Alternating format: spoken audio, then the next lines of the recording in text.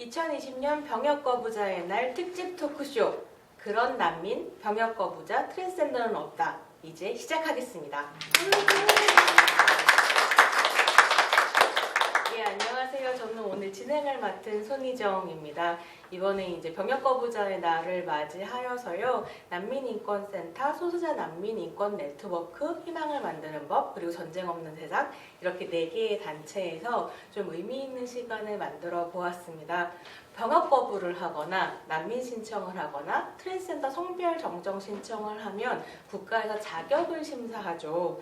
이 심사하는 과정과 절차 그리고 그것을 둘러싼 문제점에 대해서 좀 이야기를 나눠보려고 합니다. 이게 저희가 토크쇼의 주제를 국가가 누군가의 정체성과 자격을 심사하는 이런 절차와 과정, 성격에 대해서 좀 질문을 던져보고 싶어서 기획된 토크쇼이고, 이게 그러다 보니 뭐 트랜스젠더나 병역거부자나 난민이나 굉장히 유사한 방식으로 어떤 식의 자격검증이 들어간다라는 고민을 좀 가지고 있었어요. 그래서 각자 활동하시는 영역에서 그 심사 절차가 어떤지, 그리고 어떤 점이 가장 큰 문제점으로 좀 꼽아볼 수 있는지 이런 이야기를 들어보고 싶은데요. 어느 분부터 해주실까요? 네, 트랜스젠더 성별 정정은 이제 아마 앞에 난민이나 병역거부랑은 다르게 이제 법원에서 심사를 합니다. 그래서 이제 2006년에 대법원이 판례를 만들고 관련된 예규라고 이제 내부 규정을 만들어서 이걸 통해서 절차랑 요건을 규정하고 있는데요. 사실 근데 성별 정정 자체의 문제점은 지금 현재 굉장히 요건이 까다롭고요. 지금 현재로서는 이제 대한민국 국적이어야 되고 성인이어야 되고 그리고 정신과 진단을 받았어야 되고 생식능력이 없어야 되고 외부 성기 수술을 했어야 되고 혼인했어는 안 되고 미성한 자녀가 없어야 되고 나가서 이제 전과가 있어도 안 되고 빚이면 안 되고 뭐 이것저것 요구하는 게 너무 많습니다. 그리고 절차도 굉장히 복잡해요. 서류도 막 10가지를 내야 되는데 이걸 뭘 내야 되는지가 전혀 법원의 홈페이지 안내가 없거든요. 그래서 막 저희가 이제 2017년에 관련된 조사를 했었는데 이 성별정정 정보를 어디서 만들었냐고 하니까 대부분이 커뮤니티나 아니면 뭐 인권단체 아니면 병원 이런 데서 얻는다고 하고 법원한테 얻었던 경우는 4%밖에 안 됐어요. 그러니까 사실상 법원에서는 정보를 못 얻는, 그러니까 법원이 자기가 관리하고 있으면서도 약간 방치되어 있는 상황이고요. 그리고 그러면서 굉장히 심리기간도 길어지고 얼마 걸릴지 기약이 없어요. 뭐 길게는 막 1년 5개월이 걸려도 아무런 뭐 답이 안 나와서 결국 포기하는 그런 경우도 있을 정도로. 그래서 이게 굉장히 본인한테 중요한 절차임에도 약간 법원에서는 굉장히 무심하게 나오고 있는 그런 문제죠. 뭔가 승인하기 위한 심사라기보다는 배제하고 제외하기 위한 심사인 것 같은 느낌이 들 정도로 자격 요건이 굉장히 많은데 난민의 경우는 어떤가요? 심사 절차 문제점 좀 짚어주시겠어요? 네, 우선 그 난민 심사 절차에 대해서 설명을 드리면 크게 회부 절차와 심사 절차가 있습니다. 회부 절차 같은 경우는 입국 전에 항만에서 이 심사를 접수받을지 여부를 7일 이내에 하는 거고요. 이제 심사 절차 같은 경우는 이제 입국 이후에 5단계로 나뉘는데 첫 번째 2단계가 이제 행정부 단계로 법무부가 심사를 하는 거고 이제 나머지 3단계가 사법부가 행정부 심판을 근거로 해서 심사를 받는 건데 평균 5년 정도의 시간이 걸립니다. 근데 이제 그 난민 심사의 문제를 크게 3가지로 말씀드릴 수 있을 것 같은데 첫 번째가 심사의 그 독립성 문제입니다. 1차 심사 같은 경우는 법무부에서 실제로 신청서를 검토를 하거나 이제 면접을 본 내용을 바탕으로 결정을 내린 걸 상고에 올리는 구조이기 때문에 기존에 이제 99% 불인정을 했던 관행을 거슬러서 그 인정 결정을 내리기가 굉장히 어려운 구조일 수밖에 없는 거죠. 그래서 실제로 한 공무원이 이 사람은 난민 인정 해줘야 될 것 같은데 상고의 눈치가 보여서 도저히 결재를 못 올리겠다라고 할 정도로 지금 심사의 독립성이 확보가 되고 있지 않은 게 문제입니다. 2번째는 심사의 전문성 문제입니다. 다른 나라 같은 경우는 심사 전문성 확보하기 위해서 심사관한테 몇 개월의 뭐 트레이닝을 시키고 트레이닝 이후에도 심사 과정에서 계속 훈련을 하거나 아카데미에 이렇게 접촉할 수 있는 이런 기회가 계속 있는데 한국 경우에는 작년에 8번밖에 교육이 없었어요. 또 근본적으로는 인력이 너무 턱없이 부족한데 작년에 91명의 심사관이 한 사람당 121명의 심사를 진행을 했어요. 근데 이게 작년 블루이스로 이렇게 계산을 해보면은 이틀에 1명꼴로 난민 심사를 한 거거든요. 근데 사실 난민 심사 굉장히 전문성을 많이 필요로 하고 시간이 많이 걸리는 심사이기 때문에 때문에 여러 전문가들이 2, 3주 동안 심사를 해도 사실 시간이 모자란 거죠. 그 마지막 문제는 심사 단계에서 인권 침해가 많다는 건데 이 인권 침해를 말씀드리면 너무 많아서 밤을 샐 정도로 부족하지만 일단 크게 두 가지로 요약해서 말씀을 드리면 신청 접수 과정에서 문제가 생깁니다. 신청 접수 과정에서 왜 문제가 생기냐면 이 신청은 사실은 권리이기 때문에 어떤 조건에서든 누군가 신청을 원한다면 접수를 할 수 있는 상황을 만들어줘야 되는 건데 사실 이 신청에 자꾸 자격을 부여를 하는 거죠. 그래서 뭐 벌금을 내야지 신청을 받아주겠다라든지 한국어로 신청서를 작성해야 받아주겠다라든지 아니면 심사와 전혀 상관없는 에이즈 검사를 해야지만 뭐 신청서를 받아주겠다든지 뭐 이런 자꾸 전제 조건이 발생을 하게 되는 건데 이게 어떤 현상이냐면 사실상 신청 과정에서부터 가짜인 게 아니냐는 의심을 받게 되고 또 가짜인 게 아닌 것을 입증을 해야 되는 상황이 발생을 하는 거죠. 그래서 이게 신청 과정에서의 문제라고 한다면 심사 과정에서의 인권 침해 같은 경우는 일단 심사의 어떤 특수성에 대해서 말씀드리면 난민 같은 경우는 5대 박해 사유라고 해서 인종, 종교, 국적, 정치적인 의견, 특정 사회 집단 구성원이라고 해서 내 박해 사유가 이 5가지에 해당되는지 여부 그리고 본국에서 나를 보호할 수 없는 상황이라고 하는 것 또 박해를 받을 충분한 근거가 있는 공포가 있다고 하는 것 이 크게 이 3가지에 대해서 입증을 하도록 요구를 받는데 그렇기 때문에 대부분 이제 본국에서의 정황에 대해서 이 얘기를 하게 되는 거죠. 그리고 그거에 이제 근거가 되는 어떤 증거 자료를 제출받도록 요구를 받는데 사실 대부분 증거 자료가 없기 때문에 진술이 굉장히 중요해집니다. 근데 이 진술에 대한 심사가 고도의 전문성을 필요로 하게 되는 건데 이 전문성이 없다 보니까 자꾸 가짜 판별을 하게 되는 거죠. 그러니까 이게 제가 이제 그동안 수천 건의 상담을 해오면서 느낀 게 진술에 대한 심사를 하는 게 아니라 사람에 대한 심사가 계속 이루어지고 있는 거예요. 그래서 심사 과정에서 너 같은 새끼한테는 난민 인정 안 해줄 거야. 너네 나라 돌아가. 이런 얘기가 그냥 나오는 게 아니고 그러니까 심사관이 사실상 신에 미쳐 있는 거죠. 그러니까 사실 지금 우리가 모여서 이제 이 심사라고 하는 문제에 대해서 이야기할 때 제일 고민되는 부분이 네가 진짜라는 걸 증명하라라고 얘기하는데 그 진짜의 기준이 너무 자의적이고 편견에 사로잡혀 있고 사실 그래서 병역 거부자의 경우에도 이게 정말로 큰 문제일 것 같아요. 너의 양심을 증명해봐라 이런 식의 이야기. 이제 현역 입영을 거부하는 분들은 이제 병무청에 내가 양심적 병역 거부를 하기 위해서 심사를 받고 싶으니 좀 연기를 하게 해달라라는 소견서를 제출하면은 병무청에서 이제 그 소견서를 받은 다음에 그럼 너는 입영을 연기했으니 나중에 심사위원회가 만들어지면 거기서 심사를 받도록 하여라라는 이제 절차가 진행되는데 그때는 이제 개인의 소견서와 부모님 소견서를 이제 제출, 그러니까 뭐 지인의 소견서라고 이제 퉁쳐서 얘기를 하긴 하지만 개인의 소견서와 그 소견서에 적힌 내용들을 증명할 수 있는 증빙 자료와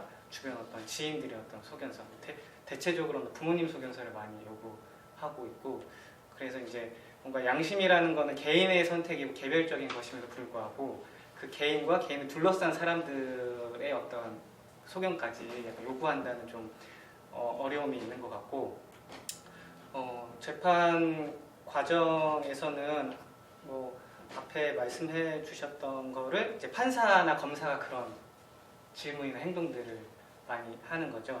그러니까 이제 대법원 판례에 따르면은 양심의 진정성을 증빙하기 위해서는 그 피고인이 내 양심이 진정하다라고 증명할 수 있는 증빙 서류들을 제출했을 때 검사나 판사가 그걸 탄핵하는 방식으로 증명을 해야 된다라고 하거든요. 그러면 이제 뭐 저로서는 혹은 이제 병역 거부자들은 자기 어떤 뭐 종교나 신념이나 했던 활동들, 소견서들을 잘 이제 모아가지고 이제 제출을 하곤 하는데 그러면 이제 탄핵하는 방식이기 때문에 이건 이래서 안 되고 저건 저래서 안 된다라고 할 수 있는 자의적인 해석의 폭이 너무나 넓은 거예요.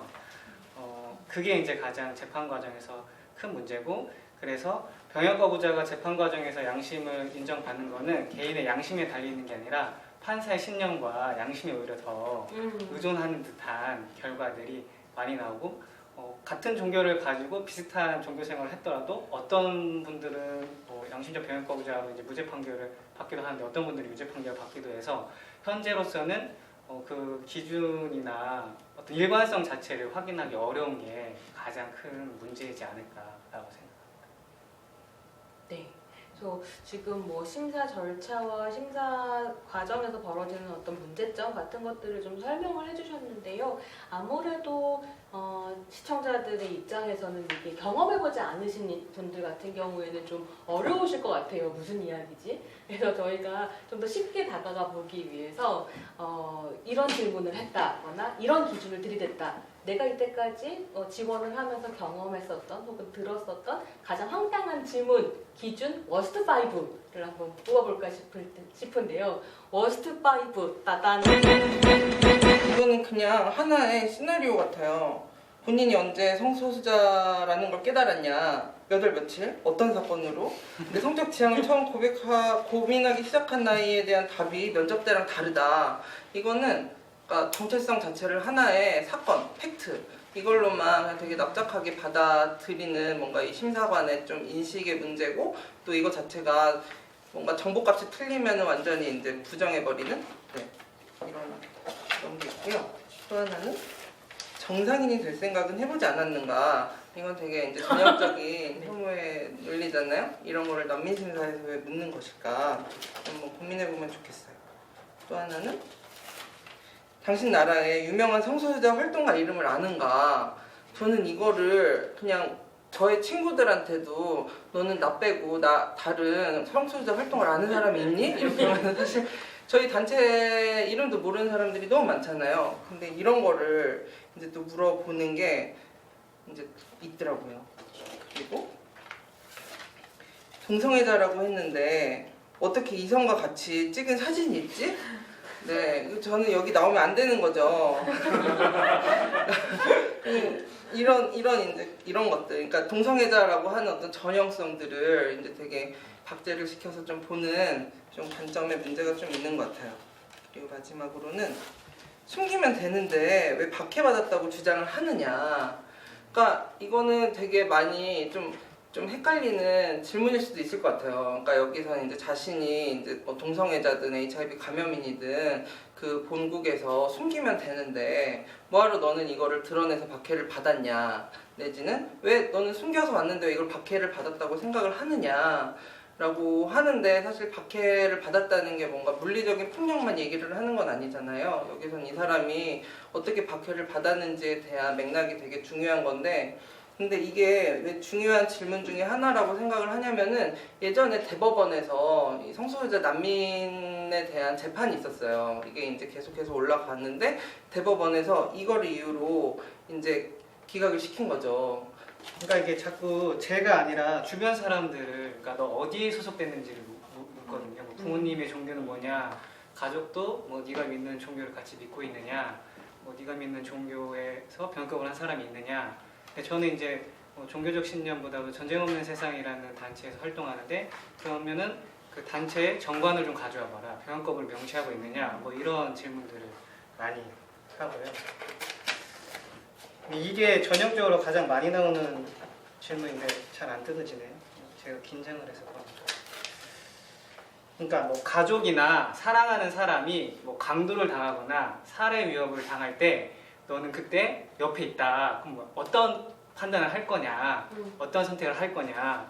그래서 뭐 대답을 하면은 그러면 왜 저항하지 않냐, 가만히 있는다는 게 말이 되냐, 뭐 이런 식의 뭔가 그러니까 어떤 전형을 가지고 질문을 하는데 또 그 대답을 하면은 그게 말도 안 된다고 생각하고 계속 이제 반문하는 경우가 좀 있었고요.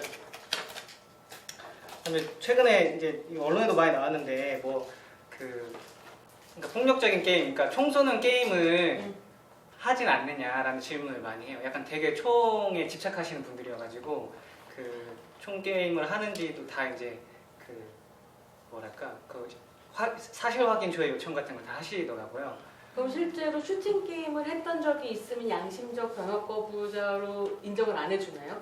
그러니까 그것도 이제 그 사건마다 좀 다른데 만약에 슈팅 게임을 한 전력이 있다 그러면은 분위기가 좀 공기가 많이 바뀌죠. 그러니까 그래서 이게 자신에게 어떤 의미인지에 대해서 되게 또 열심히 설명을 해야 되는 상황이 이제 노출되는데, 이제 이게 재판마다 다른 게, 어떤 검사님은 이걸 굉장히 집요하게 파고드는 검사님이 있고, 또 어떤 판사님은 이걸 열심히 검사가 물어보더라도 신경 안 쓰는, 그러니까 어디에 좀 장단을 맞춰야 될지, 뭐 장단을 맞출 필요는 없지만 그런 상황인데, 이런 질문들을 좀 많이 하고. 마지막 질문인데요. 네네, 제가 선택한 마지막 질문인데, 그러니까 이제 그 병역이 뭐 사대 의무라고 생각해서 그런지는 모르겠는데, 그럼 병역을 거부하면은 뭐 납세 의무나 교육의 의무나 이런 거는 다 동의를 하는 거냐, 뭐 이런 질문들. 그래서 이제 이게 이제 특정 종교, 그러니까 여호와의 증인들을 조금 뭔가 공격하기 위한 질문이기도 한데, 그분들의 입장에서는 이제 국가의 권위를 인정하지 않는다라는 뭐 교리를 가지고 있다고 이제 그들 생각하나 봐요. 근데 병역은 거부하면서 왜 세금을 내냐? 그러면 너의 양심 진지한 것이 아니다. 뭐 이런 논리인 거죠. 그리고 세금도 안 내기로. 네, 세금도 안 내야 되고, 뭐 국가에서 제공하는 교육은 왜 받냐? 막 약간 이런 의도를 가지고 이제 함정이라고 생각해서 하는 질문인 것 같아요. 그래서 그러면 병역 거부만 하고 다른 의무는 뭐 동의를 하는 거냐? 뭐 그렇다라고 하면 근데 왜 병역은 안 하냐? 뭐 이런 식으로 왔다 갔다 하면서 하는 질문이고, 제가 가장 기분이 나쁘기보다는 매번 똑같은 질문에서 어처구니 없는 질문은 이제 이런 거.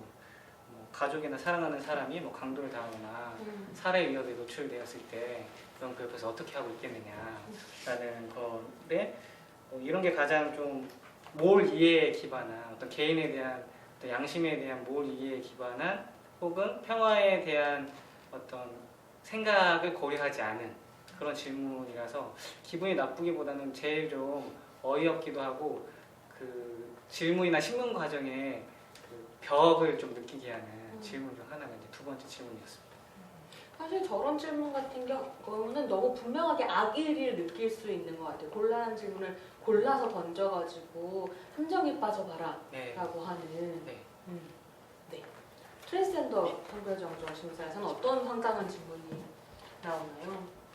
앞에 걸 듣다 보니 좀 비슷한 것도 같고 열도 봤는데요. 저는 이제 첫 번째로는 이게 사실 국회 국정감사에서도 문제됐던 것인데, 이제 그러니까 판사가 이제 보정명령이라고 서류를 추가로 내라고 이제 할 수 있어야 된다고 하면서 성기 사진을 할 수 있음을 확인할 수 있는 사진을 제출해요. 그럼 뭘까요? 성기 사진을 확인할 수 있으면, 성기 수술을 확인할 수 있는 사진은 성기 사진이죠? 성기 나체 사진을 내라고 한 거예요. 이게 트랜스젠더 여성인 신청인 분한테 이걸 내라고 한 거고, 신청이 결국 내셨어요. 왜냐하면 이거 안 하면 왠지 안 될 거라는, 당연히 당사자 입장에서는 안 내면 안 될 것 같다는 그런 불안감이 있으셨어요. 정말 이거 말도 안 되는. 왜냐면 수술 확인서를 사실과의사에 어떤 수술 확인서가 있음에도 이걸 내라고 했다는 건 굉장히 심각한 인권침해고, 이거는 사실 반대로 국정감사에도 문제가 됐다. 다음으로는요. 이게 사실 이제 이성애를 전제로 한 어떤 되게 질문들이 많이 나오는 건데, 트랜스젠더 여성이 신청이 나는데 남자랑 키스는 해봤냐, 성관계는 해봤냐, 뭐 남자를 보면 성욕을 느끼냐, 그리고 뭐 발기는 되냐, 뭐 이런, 정말 이건 약간 성희롱, 또 이성애적인 순간인데 뭐 이것저것 다 섞여서 물어보는 거예요. 그리고 트랜스젠더 남성인 신청인한테는 또 반대로 물어보면서, 그러면 결혼을 할 거냐, 여자친구 있냐, 여자친구 있다면 결혼을 할 거냐, 장인 장모가 트랜스젠더라고 하면 어떻게 할 거냐, 설득은 할 거냐, 뭐 내 딸이 여자를 결혼한다면 기분 나쁠 것 같아, 어떨 거냐.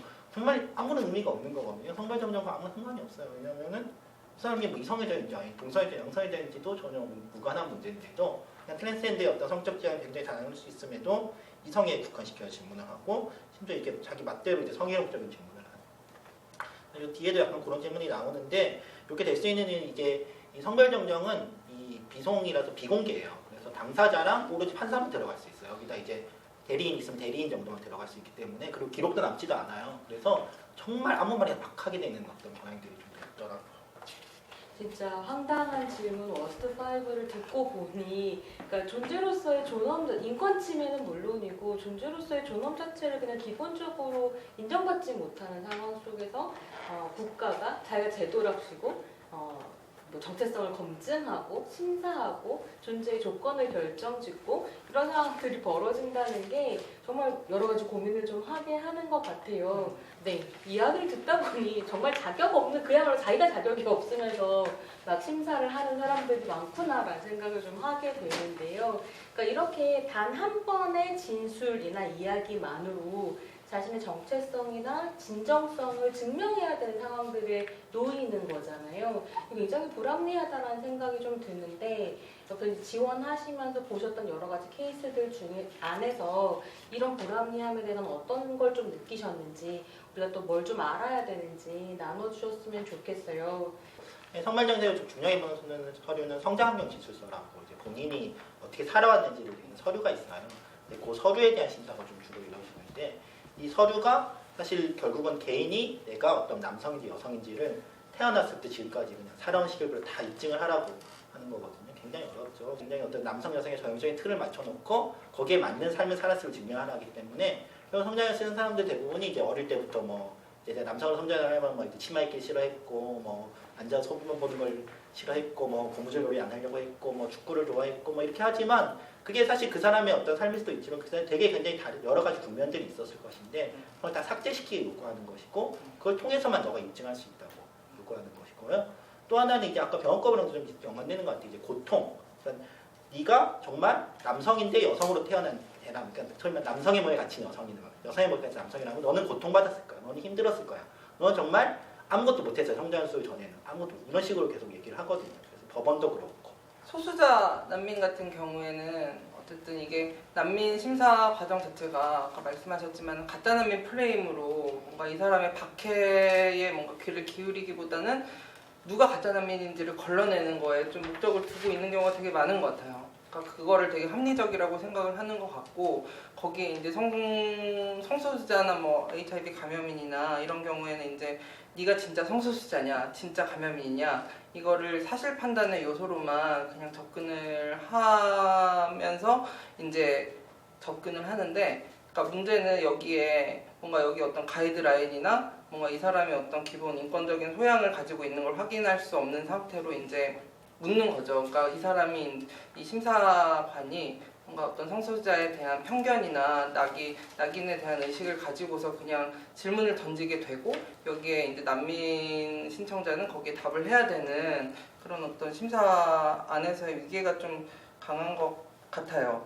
근데 이 상황 같은 데도 보면은 여기서는 일단 말이 통하지 않잖아요. 그래서 이제 통역자도 있고 심사관도 같이 있어야 되는 상황인데 이 통역자의 경우에도 이게 심사관만의 의식이 중요한 게 아니라 통역자도 되게 중요한 거죠. 근데 통역자가 잘못 통역을 해가지고 그냥 마음대로 적는 경우도 있었다고 하고, 그리고 또 이 난민 신청자 중에서는 그런 얘기들도 하더라고요. 이제 자국의 통역자에 대해서 좀 믿을 수가 없다.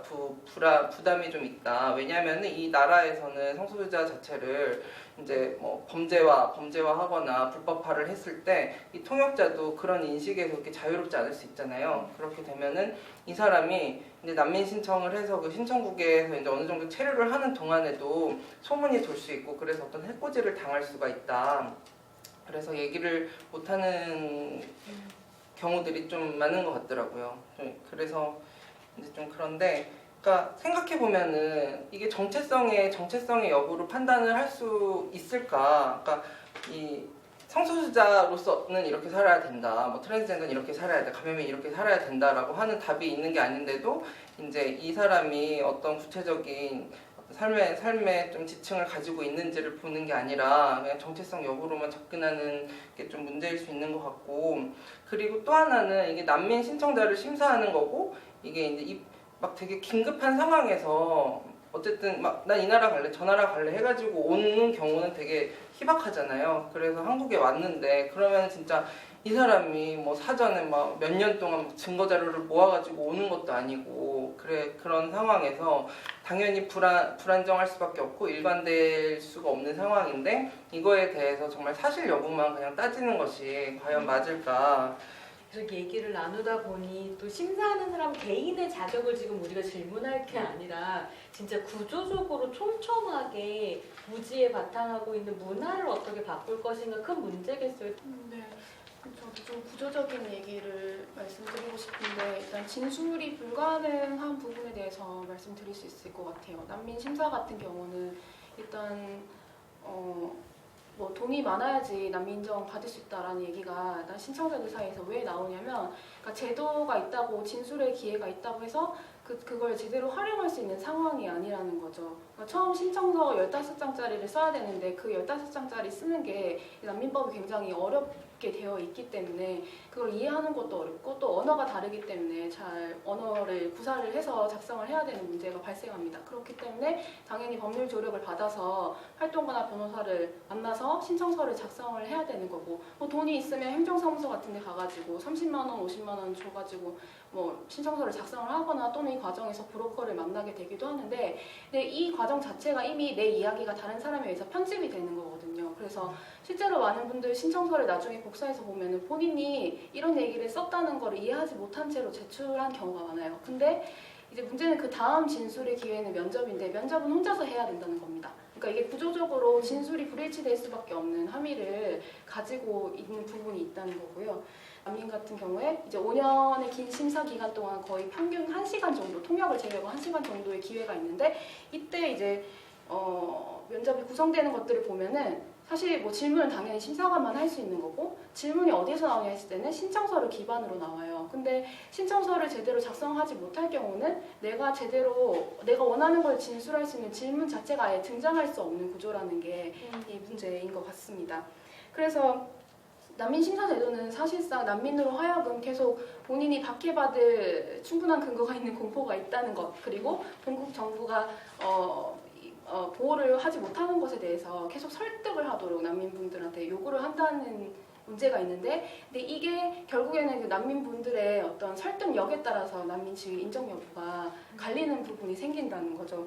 근데 이제 박해를 받을 충분한 근거가 있는 공포라거나 이 어려운 개념과 뭐 본국의 뭐 보호 가능성 뭐 이런 것들을 1시간 안에 설득한다는 게 과연 가능한 일인지가 제가 잘 모르겠고 또 그거는 혼자서 진술하는 게 아니라 내가 무슨 말 하는지도 모르는 엉망진창인 통역과 같이 해야 된다는 거 그게 문제인 것 같습니다. 뭔가 이야기를 듣다 보니까 정상 비정상을 나누는 통역이라는 것을 바탕으로 질문들이 만들어진다는 공통점은 있는데 또 각각의 케이스마다 특수성들이 있는 거죠. 어려움의 특수성 같은 것들도 있고 난민 심사 같은 경우는 절대적으로 인력이 부족한 게 너무 큰 문제로 보이면서 동시에 병역 거부 같은 경우는 그 국방의 의무를 지신 분들이 진짜 남자라면 이거 해야지라고 하는 그 편견과 신성한 의무라고 하는 어떤 심력 같은 것도 개입되어 있는 것 같고 트랜스젠더 성별정정 같은 경우에는 그 성별이라고 하는 아주 가장 거대한 믿음 같은 것이기도 할 텐데 그 믿음에 기반한 성역할 고정관념 또 이런 것들이 다 작동을 하는구나 뭐 이런 생각을 좀 하게 되는데요. 네, 활동가분들 이야기를 들으면서 제가 좀 생각하게 되는 건 병역 거부자나 트랜스젠더나 난민이나 지위 신청을 할 때 공통점이라는 게 어떤 정형성을 드러내기를 약간 요구하는 것 같아요. 그런 정형성이 만들어진다는 점일 텐데 누구는 자격을 받을 수 있고 누구는 그럴 수 없다라고 이렇게 결정하는 절차 자체에 어떤 문제가 있는지 근본적으로 그런 문제에 대해서 좀 얘기해 주시면 좋을 것 같습니다. 종교적 신념에 따라 병역 거부를 하는 경우에는 종교인의 어떤 전형을 가지고 질문하게 될 것이고 평화적 신념을 가지고 병역 거부를 하는 사람들한테는 평화주의의 어떤 전형을 가지고 질문을 하게 될 텐데 일단 종교인, 그러니까 참된 종교인의 전형, 어떤 재판부나 심사를 하려고 하는 사람들의 어떤 전형은 교회 출석도 엄청 열심히 하고 그다음 전도 활동도 열심히 하고 그다음에 세례도 받고 그 교단과 조직에 속하고 교리의 내용에 대해서 정확하게 이해하고 있어야 하고 이런 것들을 계속 질문하는 거죠. 평화주의 신념이라고 주장할 경우에는 날 때부터 폭력을 너무 무서워하고 두려워하고 떨어지는 입새에도 괴로워할 줄 아는 사람들 그런 사람들이 이제 걸러내려고 하는 듯해요. 그렇기 때문에 생활 기록부도 가지고 오라고 하고 어렸을 때 어떤 학창 시절의 삶에 대해서 이제 증빙할 것을 계속 요구하는 문제가 발생하는데요. 이제 뭔가 저로서는 양심이나 존재를 선별할 수 있는 건 아니잖아요. 그냥 있는 그대로의 사람인데 뭔가 선별을 할 수 있다라는 가정 자체가 큰 어떤 간극을 발생시킨다고 저는 생각하고 그랬을 때 뭔가 국가가 허락한 양심을 만들어내는 듯한 그러니까 국가가 규정할 수 없는 존재들에 대해서 그 그 양심대로 살아갈 수 있도록 제도를 만들려고 했던 거라고 저는 생각하는데 그게 아니라 국가가 포섭하고 규정하고 선별할 수 있는 사람들만 불러 모아서 자격을 주겠다라는 이제 게 가장 이제 큰 근본적인 문제이지 않을까라는 생각도 들고 뭔가 그러니까 저로서는 예비군 훈련을 거부한다는 거는 어떤 양심의 표출의 종착역이 아니거든요. 아, 내가 이렇게 살아왔기 때문에 앞으로는 폭력과 불화하는 삶을 살아야겠다라는 시작점으로서 출발점으로서의 선택인데 재판부는 전형을 요구하기 때문에 네가 과거부터 현재까지 그 전형에 맞게 살아오지 않았다면 너의 출발점은 인정될 수 없다. 너의 지금 선택은 종착역으로서 그 결과값으로서 보여줘야 되는 거다라고 계속 묻는 거기 때문에 지금 어떤 선택을 통해서 출발하려고 하는 사람들에게는 그 과거와 단절하기 위해서 애쓰는 사람들에게는 굉장히 폭력적인 질문이고 굉장히 들어가기 어려운 좁은 문을 만들어 놓은 것 같다라는 생각을 많이 했습니다. 네. 그러네요. 그러니까 종착역이 아니라 출발점이다라는 게 굉장히 인상적이고요. 한희 변호사님, 예. 네. 트랜스젠더는 이제 그 선별정령 아까 처음에 했던 요건을 보면은 굉장히 어떤 여러 가지 우리가 차별이라고 부르는 여러 가지 부위들, 그러니까 이점들이 다 있어요. 그러니까 19세 이상만 가능하다는 거는 기본적으로 나이가 어리면은 성별정체 제대로 판단을 못할 거다. 그러니까 어려서 너의 성별을 제대로 판단 못할 거고 네가 뭘 몰라서 뭐 부모님이나 뭐 학교에 영향을 받아서 성별을 어떻게 판단할 거라는 이런 나이주의가 들어가 있고 혼인 중이어서 안 된다는 거는 동성혼이 안 된다고 대법원이 이제 명시적으로 혼인 중인 사람이 성별 정정을 해버리면 동성혼이 돼버리기 때문에 안 된다는 게 대법원의 이유거든요. 굉장히 이성애주의, 이성혼만이 유일하다는 이성애주의가 있고 이제 수술을 했어야 되고 뭐 생殖력이 없어야 되고 뭐 사회적인 협력을 해야 되고 이런 것들은 이제 성별은 이게 어떤 신체적으로 구분되고 사회적인 역할로도 구분되고 외모로도 구분되고 뭐 이런 이제 성별 이문법, 섹시즘이 딱 도입이 되어 있는 이런 게 있는 거죠. 그래서 굉장히 이 법원이 그 통과할 수 있는 어떤 트랜스젠더는 굉장히 여성스럽고 남성스럽고 사회의 전형성을 따르면서 이성애적인 모습을 보여야 되고 그리고 뭔가 자기의 어떤 소위 말해 성숙한 개인으로서 내가 누구의 영향을 받은 게 아니란 거를 끊임없이 보여줄 수 있는 사람이어야 되고 이런 사람들이 굉장히 이제 많이 없을 것이고 당연히 이걸 못 맞춘 사람들은 그걸 통과하기 어렵게 되는 것이고 이게 사실 트랜스젠더가 아닌 다른 어떤 비트랜스젠더인 남성 여성한테 너는 그런 사람이 되어야 되라고 얘기하면 얼마나 되게 차별적이라고 지금 난리가 나겠어요. 그런데 트랜스젠더는 이것만으로 이런 질문들을 받는 질문을 갖고 이런 바늘구멍을 통과하는 게 타당한 것인가 그런 문제가 있을 것 같고요. 좀 더 넓게 생각하면 저는 사회적으로도 문제인 게 이런 건을 하는 판사가 이것만 하는 게 아니거든요. 성별정리만 하지 않거든요. 성별정리하는 판사는 가사보험 판사고 이 사람이 이혼소송도 할 수 있고 또 좀 더 넘어가면 딴 부가 바뀌면 형사소송 가서 손평 사건을 할 수도 있어요. 이런 질문을 하고 이런 생각을 갖고 이런 생각에서 배운 사람들이 이런 성별의 문제나 이런 뭐 이혼 문제나 성폭력 문제 이런 걸 다룬다고 생각하면은 이건 굉장히 사회적으로도 문제가 돼야 되는 것인데 왜 지금까지 이거에 대해서 사실 이게 이런 질문이 되고 있는 상황에 대해서 왜 아무도 이걸 문제 제기하지 않고 있고 법원 내에서는 반성이 없는 것인지 저는 오히려 그게 더 궁금한 것 같아요. 저는 이거를 좀 그냥 구조적으로 보기는 했는데 어쨌든 이 난민들에게 어떤 적어도 의식주나 이 사람이 심사 이후의 삶을 뭔가 개척해 나갈 수 있기 위해서는 정보가 제공되어야 하고 그것이 어쩌면은 이 국가의 책임이라고도 저는 볼 수 있다고 생각을 하거든요. 근데 뭔가 이 나라에서 너는 타인이니까 오면 안 돼. 오려면 이 정도의 자격을 갖춰야 되는데 그게 뭔가 자신을 드러내는 방식은 아니고 이랬을 때 저는 이 국가 차원에서 어쨌든 성소수자 운동에 대해서 좀 생각을 하게 되더라고요. 일테면 이제 성소수자 시민권에 대해서 얘기를 할 때 이제 뭐 동성혼 복제화라든지 혼인평등이라든지 뭐 아니면은 기타의 어떤 정치적인 권리라든지 이런 것들을 뭔가 계속해서 이제 업데이트를 해나가고 있는데 이럴 때 성소수자를 과연 하나의 집단으로만 볼 수 있을까? 여기 안에서는 정말 지역에 따라서나 인종이나 계급에 따라서 되게 많이 갈려 나갈 것이고 이 성소수자 시민권이 뭔가 제도화된다고 했을 때 어떤 성소수자라는 전형성이 만들어지고 또 어떤 성소수자들이 또 배제가 될 것인가 이것을 계속 이제 운동 안에서는 가져가야 되는 것 같아요. 그런 맥락에서 난민 심사 같은 경우도 계속 가짜 판별을 하게 되는데 근데 가짜 판별은 애초에 불가능하기 때문에 계속 이상한 기준이 생길 수밖에 없는 게 부작용인 것 같습니다. 그게 첫 번째고, 이제 두 번째 같은 경우는 이 잘못된 심사의 사례가 처음에는 그냥 생길 수 있어요. 근데 이게 계속 쌓이다 보면은 관행이 되고, 이 관행이 또 계속 쌓이게 되면 제도가 된다는 게 문제가 되는 것 같습니다. 그래서 지금 법무부에서 계속 가짜를 가려내자, 가짜 난민 가려내자 하면서 난민법 개혁 시도를 하는 게, 그러니까 이런 다 맥락에서 이어지는 거라고 볼 수 있을 것 같고요. 그다음에 계속 마지막으로는 그 심사가 계속 미끄러질 수밖에 없는 부분이 있는 거죠. 왜냐면 제대로 된 기준으로 심사를 하지 않기 때문에. 근데 그 미끄러진 심사, 그러니까 제대로 그 체계를 갖추지 못한 책임을 누가 지냐 했을 때 결국엔 그건 다 당사자가 져야 된다는 겁니다.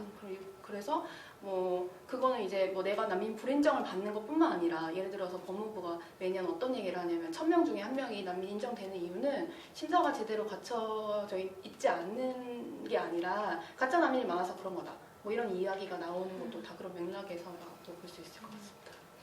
그러니까 이야기를 들으면서 그러니까 뭔가 이제 뭐 시스젠더는 정상, 트랜스젠더는 비정상, 군역을 지는 사람은 정상, 안 지는 사람은 비정상, 이렇게 정상과 비정상을 나누고, 비정상 안에서는 진짜랑 가짜를 판별함으로써 넌 이래서 가짜잖아, 이래서 가짜잖아 하는 얘기 속에서 뭐가 진짜인지에 대한 기준이 생기고, 이 진짜가 되도록 맞추려고 강요하는 것 같거든요. 근데 그건 곧 또 무슨 말이냐면 정상과 비정상을 나눠서 이 비정상을 규정함으로써 또 정상을 규정해간다는 점에서 사실 이 심사의 문제라고 하는 건 단지 병역거부자, 트랜스젠더, 난민의 문제가 아니라 한국 사회를 구성하고 있는 모든 구성원의 문제일 수 있겠다라는 고민을 좀 하게 되는 것 같아요.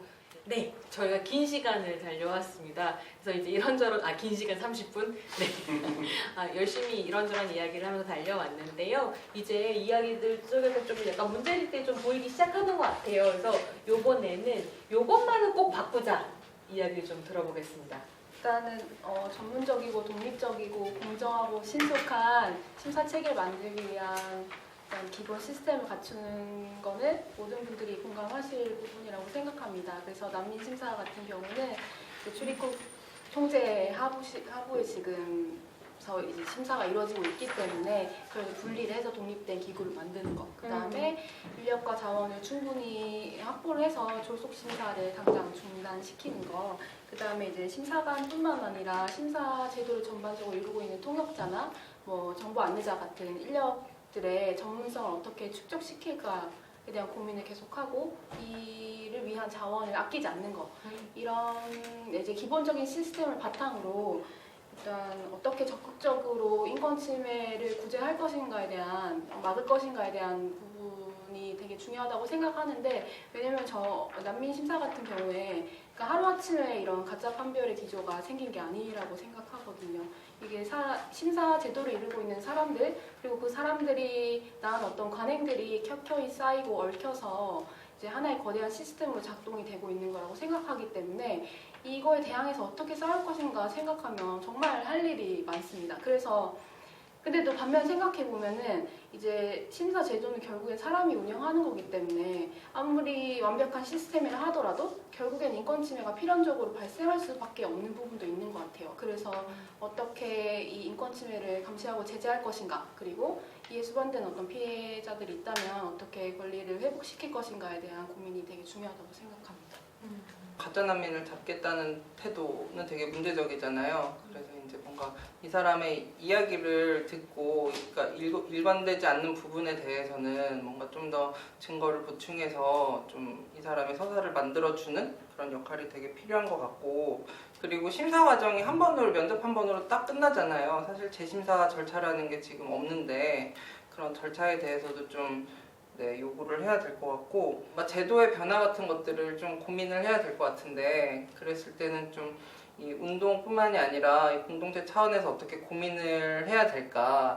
공동체 같은 경우에는 뭐 이게 난민뿐만이 아니라 이제 뭐 정체성이나 뭐 인종이나 국가별로도 되게 좀 배타적인 경우들이 또 없지 않잖아요. 이런 것들에 대해서 이 공동체 구성원으로서 뭔가 타인에 대한 환대를 어떻게 좀 고민해 볼 수 있을까, 이런 것들을 좀 고민하게 되더라고요. 심사에서부터 그 이후에 한국 사회 어떻게 이렇게 함께 살아갈 것인가까지 좀 두루 이야기를 해주셨고요. 병역 거부자. 네. 네. 제가 너무 은근하게 불렀네요. 네, 병역거부자입니다. 네. 국방부와 병무청에서 이제 심사위를 추천할 수 있는데 이제 문제는 제가 생각하는 문제는 회의는 이제 과반이 모여서 회의를 하게 되는데 그때 이제 국방부와 병무청이 다수를 차지할 수 있거든요. 그런 어떤 회의 진행 부분에서 이제 국방부가 다수를 차지하는 것, 병무청이 다수를 차지하는 것에 대한 좀 우려가 있고 이제 그 병역 이행을 권장해야 될 조직들이 과연 양심적 병역 거부를 하는 자들을 제대로 잘 객관적으로 심사할 수 있겠느냐라는 좀 문제가 있고요. 심사 과정뿐만 아니라 병역 거부자들이 자신의 뭔가 양심을 검증받은 사람이 하는 제도가 아니라 스스로 자기의 양심을 복귀할 수 있는 제도로서 만약에 자리 잡으려면 이런 부분까지 같이 엮어서 개선이 되면 좋겠다라는 게 이제 바람입니다. 사실 소멸정정도 기본 원칙은 다 비슷한 것 같은데 이게 성별을 심사하는 게 아니라는 거를 기본적으로 그러니까 판사들이 자기들이 성별을 심판할 수 심판관의 위치에 있다고 착각을 하면 안 된다고 생각하거든요. 제가 했던 제재된 사건 중에 한 사건의 기각결정이 이렇게 적혀 있어요. 신청인이 남성이라는 점이 합리적 의심의 여지 없이 증명되었다고 볼 수 없다. 그러므로 이 합리적 의심의 여지 없이 증명이란 말이 형사 판결에 쓰는 문구거든요. 민사에도 쓸 수 없는 문구인데, 그러니까 피고인한테 유죄 무죄 가리듯이 이 사람이 자기는 남성 여성을 가릴 수 있다고 판단을 하고 있는 거예요. 무슨 근거인 자신감인지 모르겠지만 그런 식의 하는 게 아니라 사실 이 성별정정 절차는 법원 입장에서는 이게 판결이 아니고 계속 구성이라고 하는 건 재판이 아니고 그냥 법원은 가족관계 등록부를 관리하는 공무원이에요. 일종의 우리 동사무소가 주민등록부를 관리하듯이 법원이 그냥 관리하는 공무원으로서 그 하나의 행정 절차를 이행하는 일종의 행정 공무원의 역할을 수행하는 거거든요. 그런 것들 인식했다면은 이 성별정정이 단순히 누가 자격의 문제가 아니라 개인이 살아가기 어떤 권리라는 걸 인식하고 권리를 어떻게 좀 더 최대한 보장할 수 있도록 어떤 제도를 마련하고 지원을 하고 할 것이라는 것을 기본적으로 그런 인식이 좀 전환이 있어야지 이런 과도한 요건이나 복잡한 절차들이 없어져야 될 것 같고요. 일단 국제적으로는 좀 어느 정도 모범 사례들이 성별정정 어느 확립돼 있어요. 이제 기본적으로 이제 지금 몇 가지 나라들 되고 있는 거는 아무런 게 없어요. 사실상 심사가 없는 거거든요. 신청만 있어요. 그러니까 본인이 그냥 한 장짜리 진술서를 내는 거예요. 나는 뭐 트랜스젠더이고 앞으로 뭐 이런 성별로 살아가고자 합니다라는 진술서를 한번 내면은 그냥 그걸로 바로 그냥 성별 변경이 처리되는. 그러니까 사실상 그냥 신청하고 수리하는 그런 절차로 진행되는 나라들이 뭐 아르헨티나, 아일랜드, 노르웨이, 덴마크 뭐 등등 나라들이 실제로 존재하고 있고 그 나라들이 문제없이 불러하고 있다는 게 이미 증명이 된 상황이거든요. 조금만 더 나아가면 저는 이 성별이라는 게 우리나라 같은 경우는 주민등록번호가 있어서 모든 신분증의 성별이 다 공통되잖아요. 그러니까 여권과 운전면허증과 주민등록증과 뭐 선거인 뭐 다 공통되는데 사실 뭐 딴 나라 보면 미국 같은 데 보면 운전면허증과 여권과 출생증명서 성별이 다 다를 수 있거든요. 운전면허증은 그냥 뭐 나오면 바꿔주고 뭐 출생증명서 의료증명서 바꿔주고 이런 식으로 바꿀 수 있는데 우리도 그런 식으로 성별이라는 게 그냥 목적에 쌓여서 필요할 수도 있고 필요 없을 수도 있고 바꾸는 게 쉬울 수도 있고 없을 수도 있다는 거를 그 신분증마다 다르게 할 수 있다는 어떤 기본 제도들이 좀 갖춰진다면 이 성별이 고정된 것이 아니고 불변의 것이 아니구나라는 어떤 인식이 좀 생기지 않을까. 어디선가 난민 지위를 인정받는 것은 권리다라는 말을 들은 적이 있는데요. 지금 이제 네 분 이야기해 주시는 걸 들으면 사실은 신념이나 신앙 같은 자신의 믿음 체계도 그렇고 성별도 그렇고 난민 지위도 그렇고 증명하고 심사받고 인정받아야 될 어떨 것이 아니라 그냥 권리로서 당연히 누려야 할 것이다 라는 고민을 좀 나누게 되는 것 같아요. 그래서 요즘에 막 K-방역이니 K-디모크라시니 국뽕이 막 차오르고 있는 이 시점에 뭐라 그럴까요? 세계의 또 막 한국이 이제 선진국이다 막 이런 또 믿음 막 가지시잖아요. 그러면 선진국답게 어떤 지위를 인정하는 수준도 그 심사 절차도 맞춰줘야 되겠다 이런 생각을 좀 하게 되네요. 왜 남용, 가짜 이런 말들이 나오는가 라는 구조 자체를 질문을 좀 해봐야 되고 가짜라는 말 자체가 실은 어떤 한국 사회의 무능을 가리고 있는가 뭐 이런 것들을 함께 고민해봐야 되는구나 라는 생각이 좀 드네요. 2020년 병역거부자의 날 기념 토크. 그런 난민 병역거부자 트랜스젠더는 없다. 네, 여기서 마무리하고요. 저희는 이제 스트리밍으로 여러분 찾아뵙겠습니다. 감사합니다.